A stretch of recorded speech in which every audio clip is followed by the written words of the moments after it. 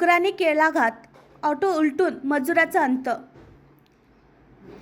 मोकाट डुक्कर आडवे आल्याने ऑटो उलटून एक मजूर दगावला तर काही जण जखमी झाले। पातूर। हातावर जीवन जगणाऱ्या मजूर कामगारांना ना कुठला उत्सव ना आनंद, बस त्यांच्या कुटुंबियांना 2 वेळेची भाकरी मिळवण्यासाठीची चिंता असते। भाकरीच्या चंद्रामागे धावत असताना एका मजुराचा दुर्दैवी मृत्यू झाला।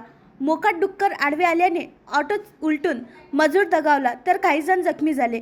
पातूर तालुक्यातील अतिदुर्गम भागाच्या गावडगाव पांगरताटी परिसरात 3 मार्च रोजीच्या पहाटे डुक्कर आडवे आल्याने हा अपघात घडला। पांगरताटी येथील मजूर रोजंदारीसाठी बाहेरगावी जात होते। गावडगाव येथील पुलाजवळ ऑटोसमोर अचानक डुक्कर आल्याने चालकाचे नियंत्रण सुटले। वाहन घसरून रस्त्याच्या कडेला उलटले। या भीषण अपघातात काही प्रवासी रस्त्यांवर फेकले गेले।